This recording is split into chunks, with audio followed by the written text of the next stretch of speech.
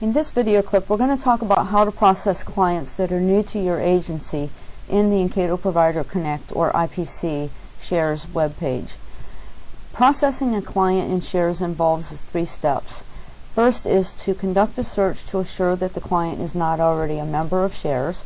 Second, assuming that you found that as a result of the search that the client is not in Shares, is to complete the Add Member application. And then the third step is to complete the Shares Eligibility and Enrollment form as well as the McSys Enrollment form if necessary. So step 1 of conducting a member search. Before adding or enrolling a client in Shares, agency staff should search for the member to determine whether or not they are already a member in the Shares system. This search can be done in one of 2 ways.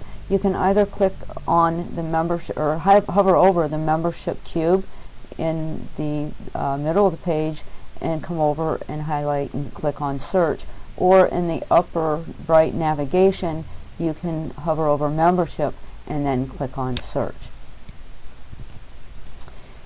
The search process, you have 2 choices of ways to, or data entry data pieces that you can use to conduct the search.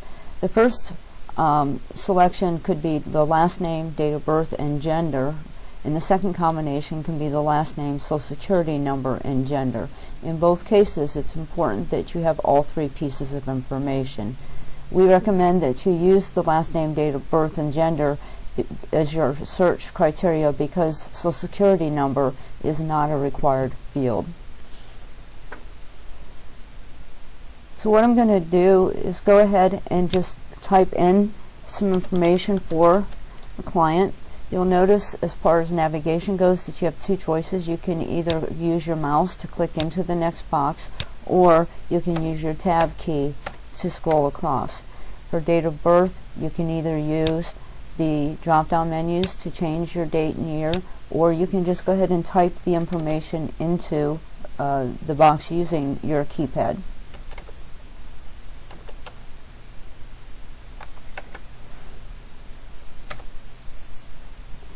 And similarly on the items that have a drop-down, you can use the first letter of that drop-down if you want, rather than using the drop-down and it will autofill.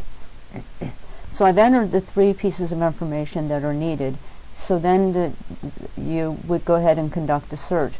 One of the things I want to highlight before doing the search is you'll notice here that the search button in the upper left is highlighted in green, as well as the search button on the navigation structure. And the reason they are highlighted in green is that's to let you know that that is the page that you are currently on. So to conduct a search, though, you would use the search button in the upper left that is next to the reset button. In this particular case, the search found that the member does not exist, and in this case you would be able to go ahead and proceed to step 2 to add the member or complete the member application. If you've discovered that you did the search but you accidentally typed in, say, the wrong date of birth or something like that, you can redo the search, and by clicking on the reset it will open the search button and delete the information that was in the previous search. In this case, what I'm going to do is enter a search using a client ID just to show you that what happens if an individual is already in the Shares system. So in this case, when the search finds the individual, what you would be able to do is click on the member name, and that will open their member summary page. And you'll notice that in terms of the search navigation, in terms of the Shares website navigation, it is now the membership summary tab that is highlighted rather than the search. But what this has done is it's opened up the member summary to give you some basic information that is pulled from the client's member application for you to review. If the information in this summary is correct, at this point no further action related to enrollment is needed, and you're able to go ahead and begin providing services to this client.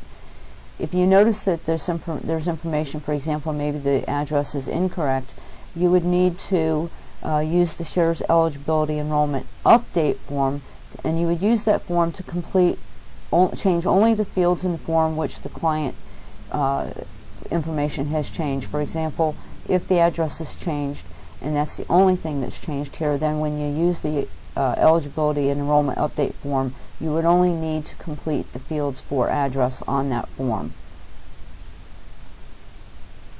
If the client is not in shares, as I showed in the first example, you're able to then proceed to the second step of the process, and that being able to go ahead and add the member. Before proceeding to that, want to point out how to get to the shares eligibility enrollment update form.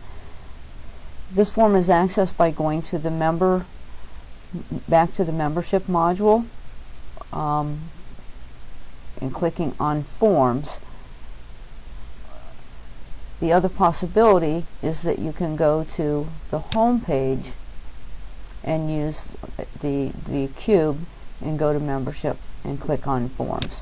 In both cases, it's going to take you to the same place, and as I mentioned, you would go ahead and just complete the fields that have changed. And to get to the member enrollment forms, you would come down to the bottom of this page are a series of folders, and the membership eligibility, if this is not currently open, you would click on it, and then you would click on the other folder that provides the initial eligibility enrollment request form, which we'll be covering in a few minutes, as well as the eligibility and enrollment update form. And if you click on either of those, it will open up the option of adding a form.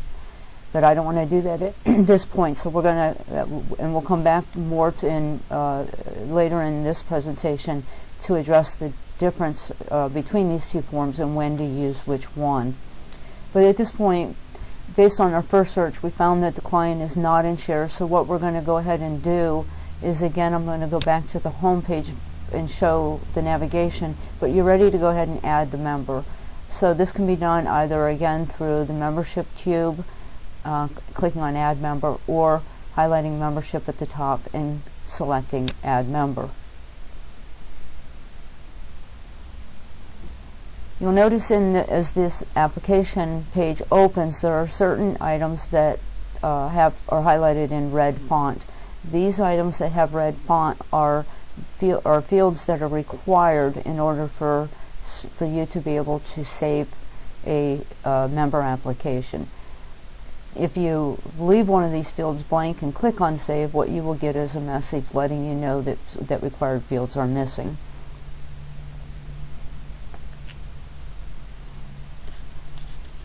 What I'm going to go ahead and do is, just for the sake of speeding things up, I'm going to go ahead and just complete the fields that are required, but I want to point out that it is important for you to complete all of the fields on the application that you have information to be able to provide that data.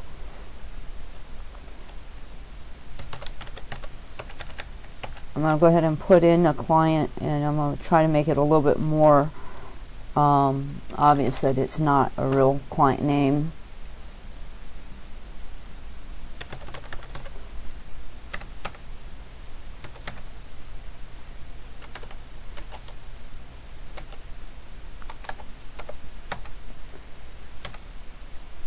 As I mentioned earlier, that if you know the first letter of the options, you can just go ahead and choose that information. For example, I just selected white or W for white, and I can choose N for not Hispanic. And as I scroll down, you'll notice the date from for address section. This is going to always autofill to today's date. For address type, you would click on the drop-down menu button to open it up and choose the different addresses that are available to you.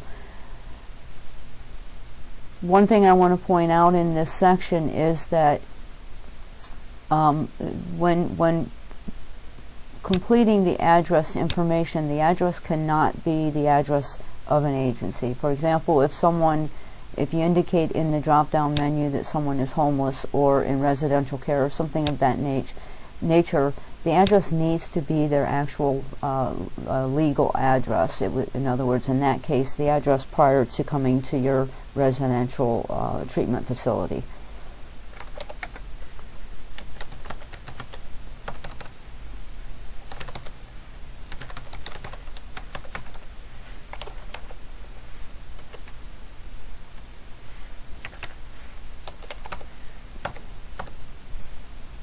Similar to address type, depending on which one of these choose, it will change the required fields below it. That is also the case for contact preferences. If you choose home phone, it's going to require a home phone. If you choose other, it's going to make that the required field.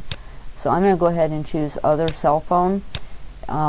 If you have an individual who has no phone number or no phone contact, because these are required fields, you will at that point just use 9s.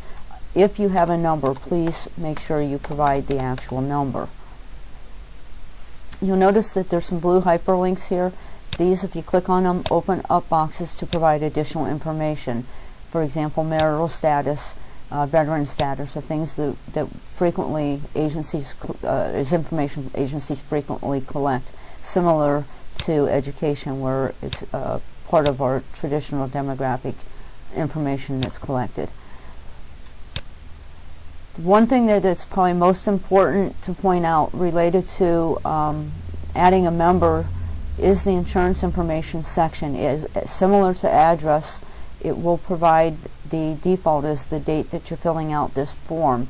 However, if you have done an assessment on a date prior to the date that you're actually coming into shares to add the member, it is important for you to go ahead and change that date to the date of the assessment.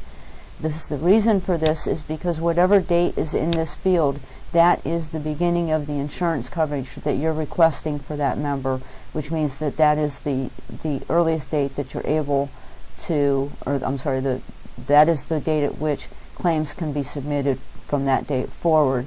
So if you put in today's date and you did an assessment a week ago, that claim, when you submit it down the road, would end up being rejected because the claim would be submitted for a date prior to insurance being application being submitted. For the insurer, what you would do is click on the Select Insurer button. You can leave this blank and just click on Search. That will provide the list of all 3 boards, and click on Hamilton. It will autofill. Underneath there are the plans. You have Hamilton Fair, Hope, Journey, and Standard. If an individual is not in the Fair, Hope, or Journey programs, you would select the Hamilton Standard plan. And then if you need to, or if there's additional information that you want to provide, you can provide information in the different note fields on the application. So having completed the application at this point, you can go up to the top of the page on the left and click on Save. What it will do is it will open up in a new box or a new window that is the Shares Eligibility and Enrollment the Shares Eligibility and Enrollment Request form. This form is something that you should fill out at the same time that you're adding the member. You'll notice at the very top the provider screening date. This is the date that you've done the assessment at your agency. The other thing you'll notice is that even though this form is lengthy in terms of number of fields in it, none of them are highlighted in red, which means that as far as the shares system is concerned, they are not required for you to be able to save this document. They are not required in shares. However, the Hamilton County Mental Health Recovery Services Board has identified certain fields in this application that must be complete in order for a client to be approved, for a client application to be approved in shares. And I'm going to go through those, but one thing I want to point out beforehand is to recommend or to state that you should not use this Save as Draft button as an option. It will result in the member's enrollment request form being separated from the member application in the review process.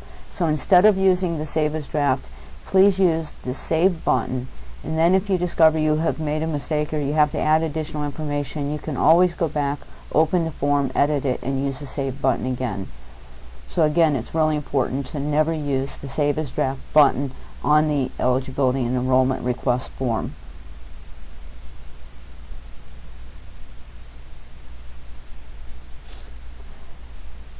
So what I'm going to do real quickly is walk through the fields that are required fields in the eligibility and enrollment request form for Hamilton County. First thing that's required is the actual screening date. There must be a date provided here. Whatever the date was of the assessment, please provide that date in there. The second required field, or a number of fields under the financial eligibility and coordination of benefits section. For example, first of all, a source of income is required. Below there is the monthly modified adjusted gross income amount. That is a required field. Family household size is a required field. The subsidy scale percentage, and what this subsidy scale percentage is the amount that this individual is requesting from the board in terms of support for payment. So in this individual's case, because they have no income at the moment, they would request 100% coinsurance. If this individual's income was, say, $2,000 a month, the subsidy request would be adjusted accordingly.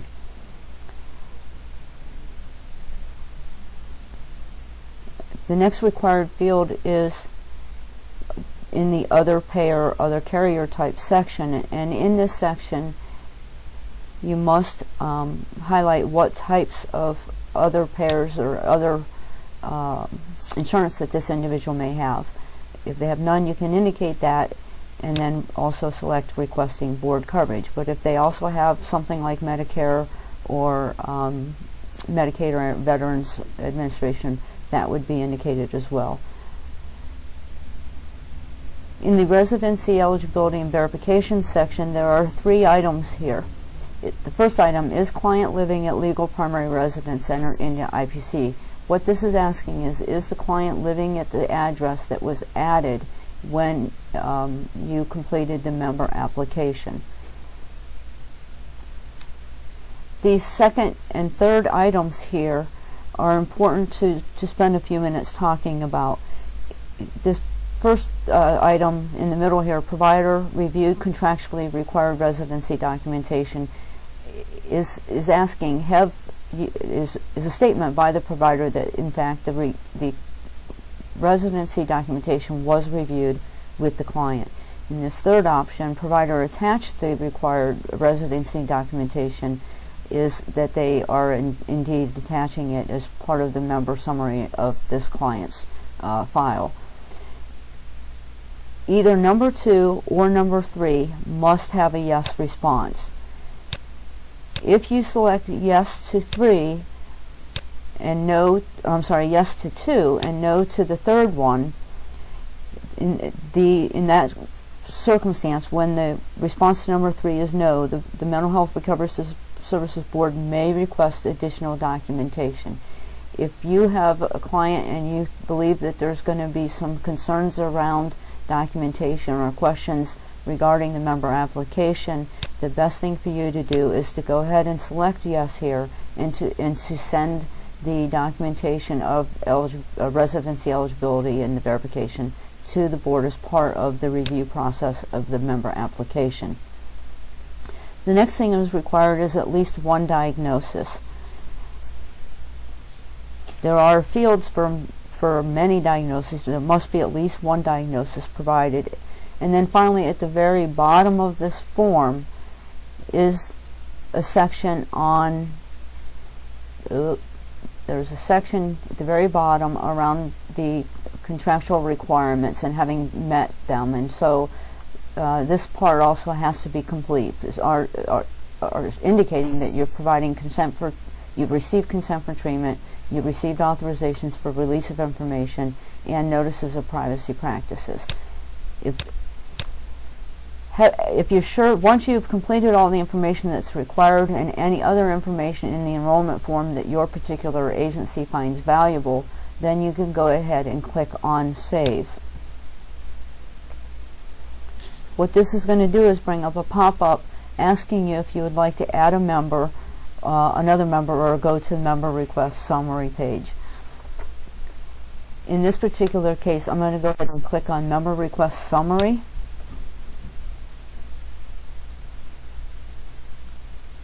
And what this does is it opens up the member summary page information. You'll notice in the left-hand section that's highlighted that I have highlighted in yellow under ID, this is the client shares ID number. So this is something that you would want to document for that individual. You'll also notice down below here is a hyperlink for the shares eligibility enrollment request form that you just completed. Here in this section here, you notice under status, currently it says member unprocessed. That is because you have just submitted this application and the board has not reviewed it yet.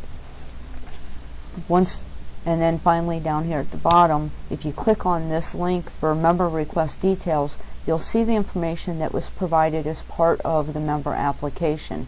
If you review this and you notice there's a mistake, you can click on the edit button at the top, change the information, and then save it again by clicking on save at the top of the page.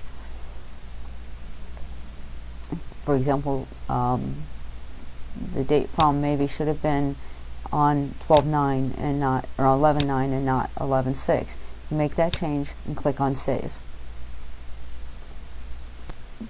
In our next clip, what we're going to cover is the actual member application review process.